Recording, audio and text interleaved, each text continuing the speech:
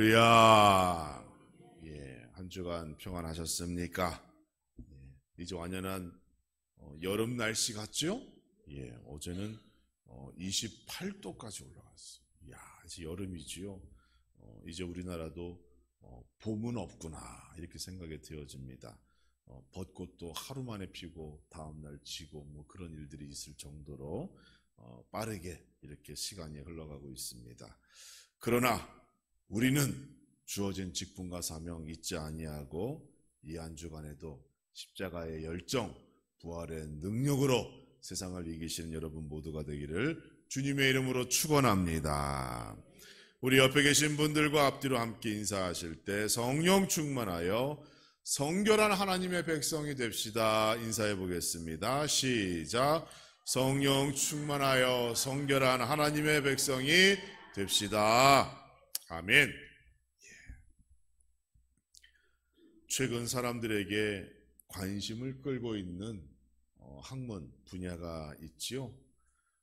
스트레스와 관련된 내용들인데 현대사회는 과거에 없었던 많은 스트레스의 원인이 더 다양해졌다고 합니다. 이러한 스트레스는 인간의 수명을 줄어들게 하고 사람의 마음을 병들게 하지요. 국가마다 다르기는 하지만 현대인들은 5명 중에 1명꼴로 또 심한 나라는 3명 중에 1명꼴로 치료가 필요한 우울증을 겪고 있다. 이러한 보고가 있습니다. 그러니까 오늘날에는 이러한 우울증으로 인해서 이러한 마음의 질병이 육신의 질병보다 더 급하고 더 심각한 결과를 가져오기 때문에 예전에는 몸이 아프면 병원에 갔지만 지금은 어때요?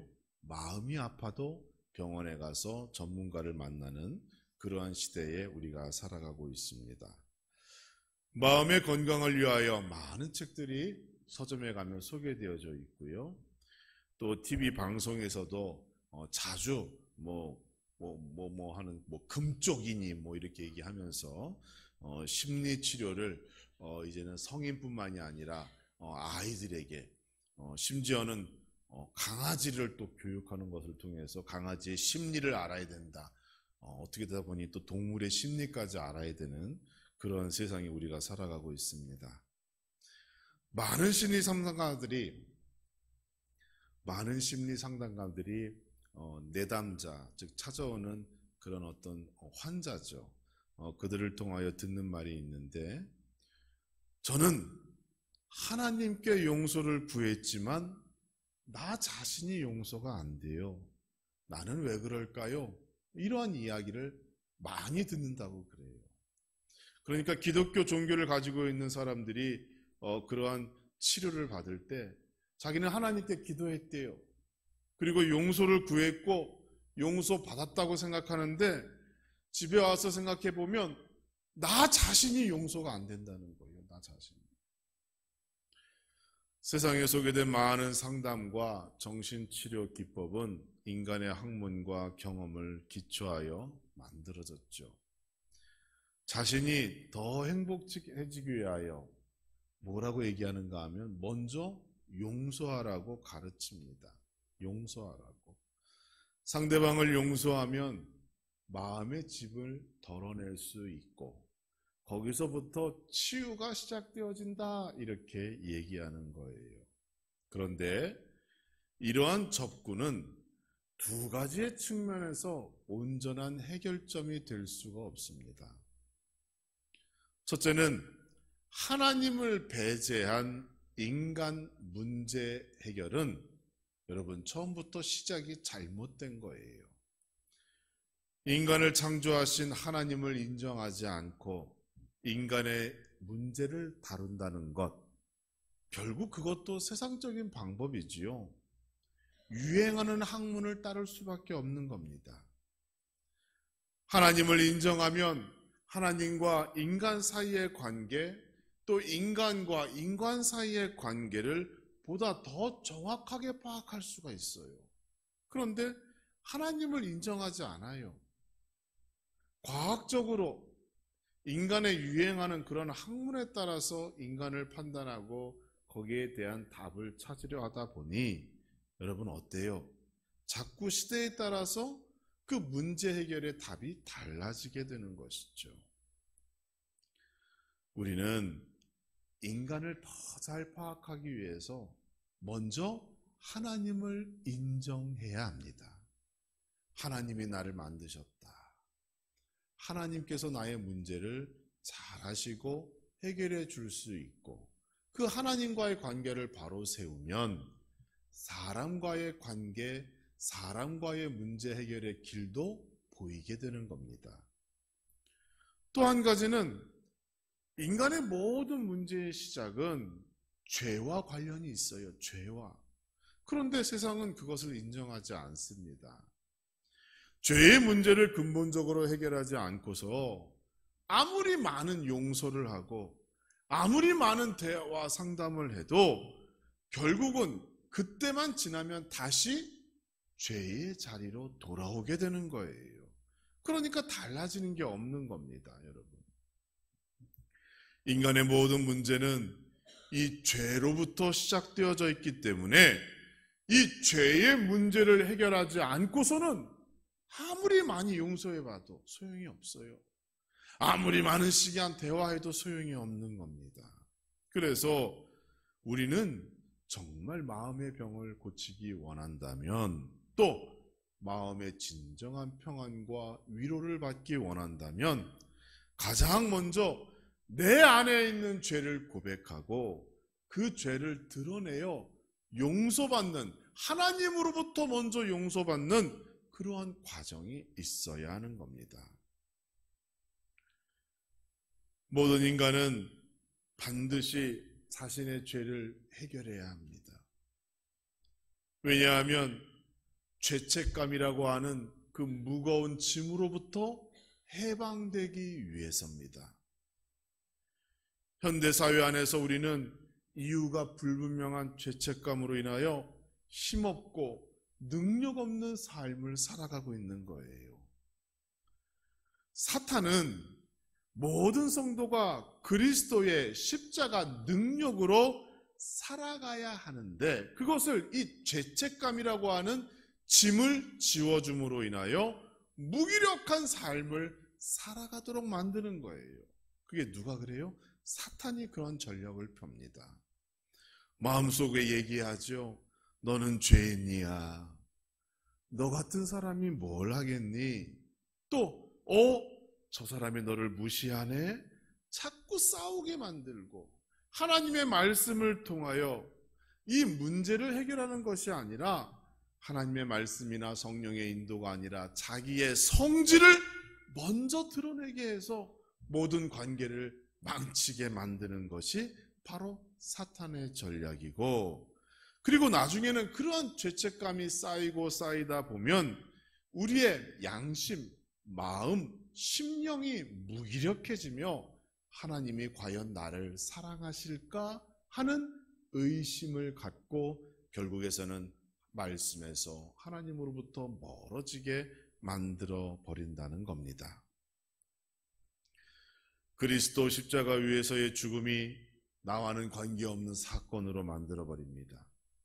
매 주일 교회에 나와 예배는 참여하지만 그것은 종교 생활일 뿐 십자가 위에서 죽으신 그리스도와 내가 아무 관계없는 그러한 관계로 전락시키고 마는 것이죠. 이게 사탄이 꿈꾸고 계획하는 꼼수인 거예요. 자꾸 우리를 멀어지게 하고 하나님으로부터, 예수님으로부터, 말씀으로 떨어지게 만들려고 하는 꼼수인 거예요. 그래서 우리는 성경 말씀에 근거하고 있는 진짜 죄, 그리고 거짓 죄, 그것을 분별하며 살아야 해요. 진짜 죄책감은 무엇이고 우리가 버려야 할 가짜 죄책감이 있다는 것을 우리는 알아야 합니다. 여러분, 제가 한 예를 제시해 볼게요. 예수님께서 제자들에게 너희가 서로 사랑하라는 계명을 주셨습니다.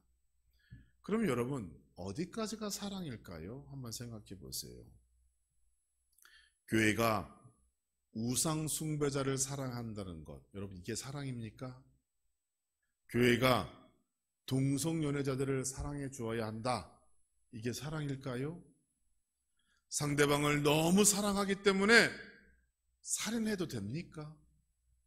상대방의 부탁을 거절하면 그것은 이웃 사랑을 하지 않는 죄일까요? 여러분 어떻게 생각하세요?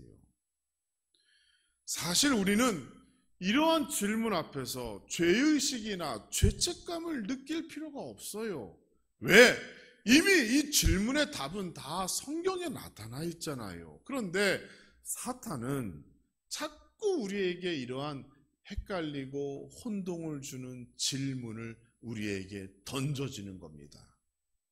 교회가 그러면 안 되지, 사랑해야지. 성도가 그러면 안 되지, 사랑해줘야지. 이런 식으로 우리가 알고 있는 그 진리의 말씀에 혼동을 주는 거예요. 그러니까 우리가 그것이 사랑이 아님에도 불구하고 그것을 사랑이라고 생각하여 그것을 하지 못함으로 인하여 죄책감을 갖고 무기력한 삶을 살도록 마귀가 역사한다는 겁니다. 하나님의 말씀인 성경이 그 답을 우리에게 말씀해 주고 있어요. 그렇죠?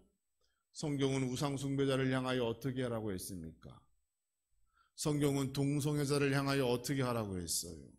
이미 다 우리에게 답을 줬잖아요. 그런데 자꾸 이상하게 세상의 학문과 인권이라는 문제, 여러 가지 여러 이유로 우리가 알고 있는 것을 자꾸 혼동시키고 우리를 자꾸 무기력하게 만들고 우리를 자꾸 성경을 의심하게 만드는 그러한 사탄의 계략이 너무도 우리 주변에 많다는 겁니다. 성경은 우리의 삶이고 기준이고 척도이고 거울이 됨을 믿으시기 바랍니다. 성경을 바로 알면 이러한 혼란에서 벗어날 수가 있는 것이고, 성경을 바로 알면 우리가 하나님께 정말 해야 할 그 죄의 고백, 그것마저 헷갈려서 그것마저도 못하는 그러한 실수와 잘못을 저지르지 않게 되는 겁니다. 어떤 사람은 시대에 따라 교회도 변하고 성경 해석도 달라져야 한다고 얘기합니다.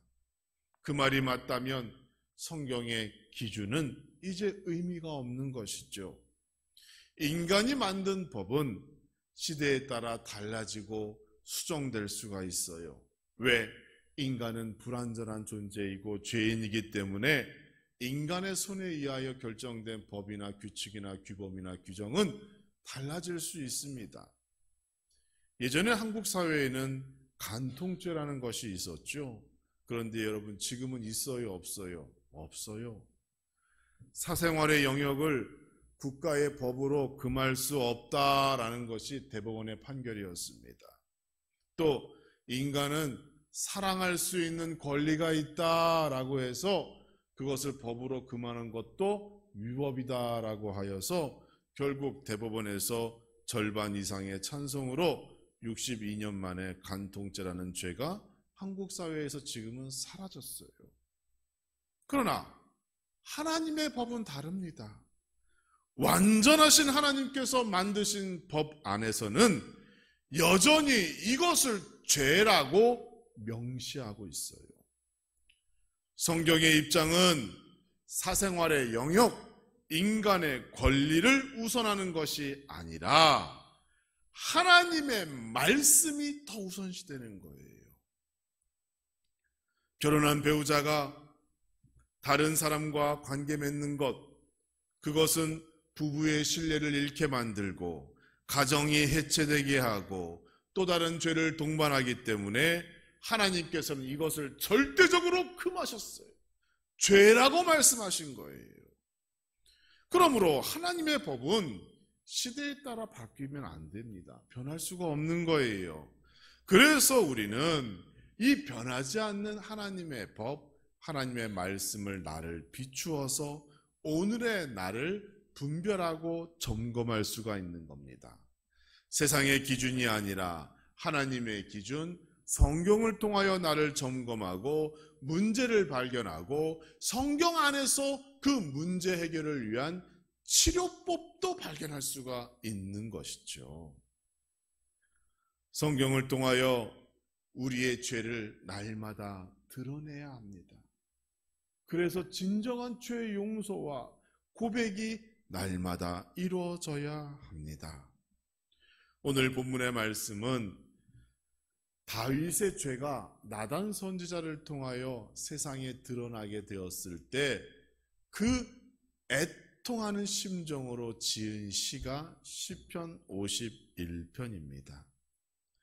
다윗의 고백을 보면 진정한 죄의 고백은 어떻게 해야 하는가 몇 가지 절차, 단계를 우리에게 말해주고 있는데 가장 첫 번째는 죄를 하나님께 가져가야 한다고 우리에게 말씀하고 있어요. 여러분, 죄를 숨겨두면 사람은 모르겠죠. 그런데 누구는 아세요? 하나님은 알고 계세요. 그래서 우리가 죄를 숨겨두면 숨겨둘수록 그 죄책감으로 인하여 우리의 삶이 무기력해지는 겁니다. 그래서 우리는 죄를 하나님 앞에 즉시로 가지고 나와야 합니다. 우리는 교회 밖의 사람들과 다른 새로운 존재입니다. 그리스도의 죽음으로 새 사람이 되었습니다. 우리 안에는 다른 사람에게는 없는 성령님이 내재하고 계신 줄 믿으시기 바랍니다. 육신의 욕망대로 이성의 이끌림대로 사는 존재가 아니라 우리는 하나님의 지배를 받고 성령의 인도하심을 받는 존재인 줄 믿으시기 바랍니다. 따라서 죄가 우리 안에 발견되게 되면 그때부터 성령님이 강력하게 역사하시는 거예요. 그 죄를 가지고 하나님께 나아가자, 하나님 앞으로 가자라고 내 안에서 성령님께서 그때부터 열심히 일하시게 됩니다. 디모데전서 4장 2절의 말씀을 보면 이렇습니다. 자기 양심이 화인을 맞아서 외식함으로 거짓말하는 자들이라 라고 되어져 있어요. 이게 무슨 말인가 하면 믿음에서 떠난 사람, 성령이 내주하지 않는 사람은 그 양심이 이미 화인 맞은 사람이라서 그 양심이 마비되어 죄책감이라는 것이 없어요. 죄를 고백하고자 하지도 않아요. 죄가 죄인지도 모른다는 것을 얘기하고 있는 겁니다. 그러나 우리는 다릅니다. 성령님이 우리 안에 계시기 때문에 하나님께 찾아가라. 하나님께 그 죄를 내어놓고 용서를 구하라. 성령님께서 말씀하십니다. 그래서 죄책감을 다른 말로 하면 하나님께 용서받고 싶은 감정이라고 우리 기독교 안에서 새롭게 해석할 수가 있겠어요. 오늘 본문에서 다윗은 자신의 죄를 씻어주시는 하나님께 은혜를 베풀어 주시기를 간절히 소망하는 기도를 하고 있습니다. 하나님만이 자신의 죄를 용서할 수 있다라는 믿음이 그에게 있었습니다. 착하고 선한 일을 많이 해도 그 죄가 사라지지 않는다. 그 죄를 용서받을 수 없다라는 것을 알고 있었습니다. 세상에 인정할 만한 나에게 큰 공로가 있다고 하여도 자신의 죄는 결코 덮어지거나 감추어질 수 있는 것이 아닙니다. 하나님께 가지고 나와 하나님 사이에 그 죄로 말미암은 벽, 그것을 무너뜨리고 그 죄 용서를 통하여 다시 화목하게 되며 연합하는 과정, 그것이 진정한 회개의 모습임을 다윗은 우리에게 말해주고 있는 겁니다. 참된 용기가 무엇입니까? 죄를 숨기고 합리화하는 게 용기가 아니라 자기의 죄를 하나님께 내어놓고 고백하는 것, 그것이 참된 용기입니다. 그런데 현대인들은 자신들의 죄를 고백하면 자기가 실패자가 된다고 생각해요. 거꾸로 생각하는 것이죠. 그래서 자기의 죄를 어떻게 해요? 자꾸 포장하잖아요. 감추려 들고 숨기려 들고 합리화시키려고 그래요. 17세기 작가 토마스 브룩스라고 하는 사람은 이것을 뭐라고 얘기했는가 하면 죄의 덕을 덧칠하기라고 얘기했어요. 자기의 죄의 덕을 덧칠한대요. 어떻게 생각하는가 하면 이렇게 생각하는 거예요. 나는 교만한 것이 아니라 자기 주장이 강할 뿐이야. 여러분, 자기의 죄를 지금 덧칠하고 있죠? 교만이 아니래요. 내 주장이 단지 더 강할 뿐이래요. 나는 욕심이 많은 것이 아니라 더 많이 경험해보고 싶었을 뿐이야. 자기의 죄를 자꾸 그렇게 포장합니다. 나는 상대방을 배려 못하는 것이 아니라 사실을 얘기했을 뿐이야. 팩트를 얘기했었지. 이렇게 얘기한다는 거예요. 많은 사람들이 자신의 죄를 이렇게 포장하고 덧입히는 겁니다. 그 누구도 고백하고 용서를 구하지 않습니다. 또 하나님께 자신의 죄를 아뢰지 못하는 나쁜 습관 한 가지가 더 있죠. 자신의 죄를 자꾸 남에게 전가시키는 거예요.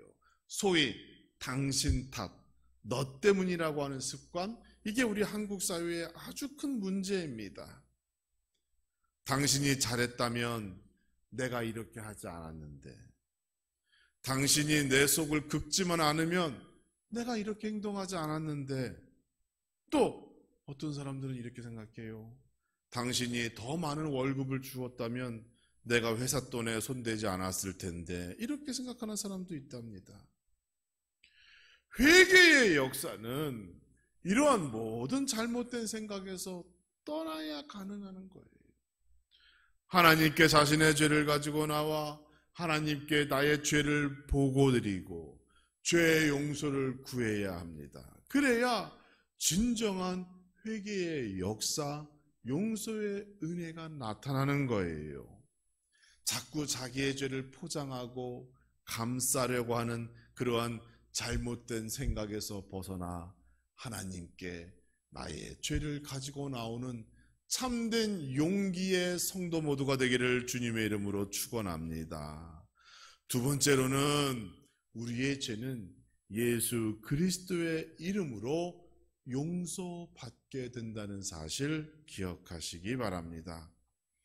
하나님께 자신의 죄를 가지고 나와 회개의 기도를 할 때 잊지 말아야 할 것이 있어요.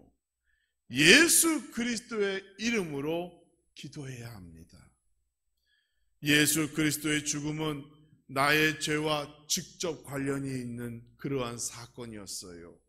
우리가 하나님으로부터 죄의 용서의 은혜를 입고 새 사람, 새로운 축복의 삶을 살 수 있는 이유는 예수 그리스도의 죽음이 나를 위하여 이미 벌어진 2000년 전의 사건이기 때문에 그렇습니다. 그래서 나는 그 사건을 믿고 예수 그리스도의 이름을 의지하여 기도하기만 하면 우리 주님께서 나의 모든 죄에 대한 죄값을 지불하셨기 때문에 나는 죄 용서의 은혜를 받을 수 있는 거예요. 그러니까 여러분, 회개는 두 가지가 반드시 필요한 것이죠. 첫째는 하나님 앞에 죄를 가지고 나오고, 두 번째는 예수 그리스도의 죽음을 믿어 주님의 이름으로 기도하면 나의 모든 죄가 완전하게 해결되어지는 줄 믿으시기 바랍니다. 용서하고 용서하라는 세상의 가르침, 상담가를 만나서 자기의 문제를 얘기하고 무언가 깨끗하게 되었다라고 그렇게 잘못된 믿음을 갖는 것이 아니라 하나님 앞에 가지고 나오는 죄, 그래야 인간의 문제, 모든 것들이 해결되어진다는 사실 여러분 꼭 기억하시기 바랍니다. 그럼에도 많은 사람들은 자신의 죄를 인정하는 것만으로 회개를 마무리하려고 합니다. 여러분, 죄를 인정하고 사과했다고 해서 그게 회개가 아닙니다. 죄의 인정과 회개는 다른 것이에요. 죄를 인정한다는 것은 지금 당장의 처벌을 면하기 위한 그러한 방법일 뿐이에요. 그러나 회개는 당장의 처벌뿐만이 아니라 내 남은 인생을 다시는 죄짓지 않고 살아가겠다고 하는 놀라운 결단이 거기에 숨겨져 있는 겁니다. 죄를 인정하고도 다음에 똑같은 죄를 저지르는 경우가 많죠. 여러분, 음주운전을 하고 적발되었을 때 아유 잘못했습니다. 자기의 죄를 인정합니다. 그리고 몇 년이 지나면 또 음주운전해요.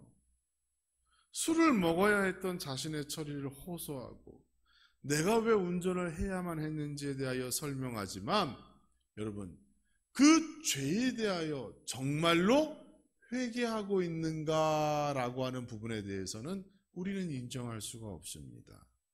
그저 그 위기를 모면하고 처벌을 모면하기 위해서 자꾸 변명만 만드는 것뿐이지 여러분, 죄를 인정했다고 해서 그게 진정한 회개가 아니라는 거죠. 진짜 회개는 무엇인가요? 죄를 인정하는 것이 아니라 자신의 죄를 하나님께 아랜 후에 다시는 같은 죄를 짓지 않겠다고 예수님의 이름으로 선언하는 겁니다.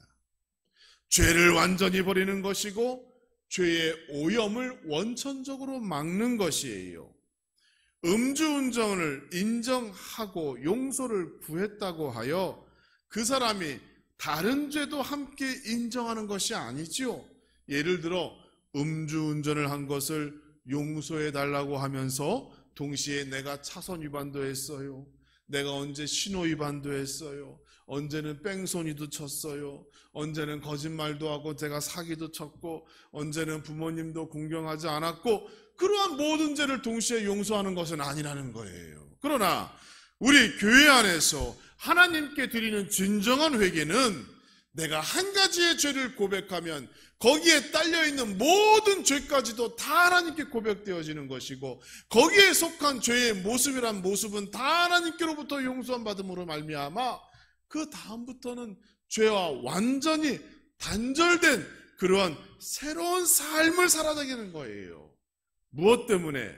우리 안에 성령님이 역사하시기 때문에 이러한 역사가 가능한 겁니다. 오늘 본문 10절과 12절의 말씀에 아주 중요한 내용이 나와 있지요. 하나님이여 내 속에 정한 마음을 창조하시고 내 안에 정직한 영을 새롭게 하소서. 나를 주 앞에서 쫓아내지 마시며 주의 성령을 내게서 거두지 마소서. 주의 구원의 즐거움을 내게 회복시켜 주시고 자원하는 심령을 주사 나를 붙드소서. 성령 충만해야 완전히 달라지고 변화되고 하나님께 붙잡히는 인생을 살아갈 수 있다라고 다윗은 고백하고 있습니다. 다윗은 밧세바의 간통 사건의 죄에 대하여 이와 같이 고백합니다. 그 사건 하나만 용서해 주세요가 아닙니다. 자기 내면 안에 성령님이 인도하사 자기의 삶 전체를 변화시켜 주옵시고 다시는 그 죄뿐만이 아니라 하나님께서 죄라고 명령하신 정하신 그 모든 죄도 자기가 범죄하지 않겠노라고 새로운 사람이 되겠노라고 내 안에 새로운 영을 걷어가지 말아 달라고 하나님께 고백하고 있는 겁니다. 사랑하는 성도 여러분, 예수님께서 나를 대신하여 십자가 위에서 죽음을 맞이하셨습니다. 이미 나의 모든 죄를 용서해 주셨습니다. 이제는 죄에 대하여 참된 자유를 누리시는 성도 모두가 되기를 주님의 이름으로 축원합니다. 십자가의 능력으로 살아가세요. 어디든 가든 하나님은 물론이고 그 십자가의 능력으로 살아갈 때 사람에게도 인정받고 칭찬받고 사랑받는 성도가 되기를 주님의 이름으로 축원합니다. 그래야 하나님의 능력이 하나님의 영광이 나의 삶을 통하여 드러나는 것이고, 그러한 성도가 많은 교회에 더 많은 성도가 찾아오는 역사가 나타나게 될 줄 믿습니다. 죄의 먼지가 내 머리와 어깨 위에 내려앉을 때 그것을 그대로 두거나 숨기거나 감추려 하지 마시고 하나님께로 가져오시기 바랍니다. 예수님의 이름으로 기도하시기 바랍니다. 그리고 성령의 도움으로 변화되고 능력 있는 그러한 삶을 살아가는 성도 모두가 되어지기를 주님의 이름으로 축원합니다. 이것이 진정한 부활의 능력으로 살아가는 성도의 모습이고 하나님께서 원하시는 여러분의 모습이 됩니다. 이와 같이 날마다 성결한 성도가 되어서 하나님과 날마다 연합하고 동행하며 능력 있는 그러한 성도의 삶을 살아가며 우리 함라주안교회가 날마다 새로워지고 부흥되어지는 역사가 나타나는 교회가 되기를 주님의 이름으로 축원합니다.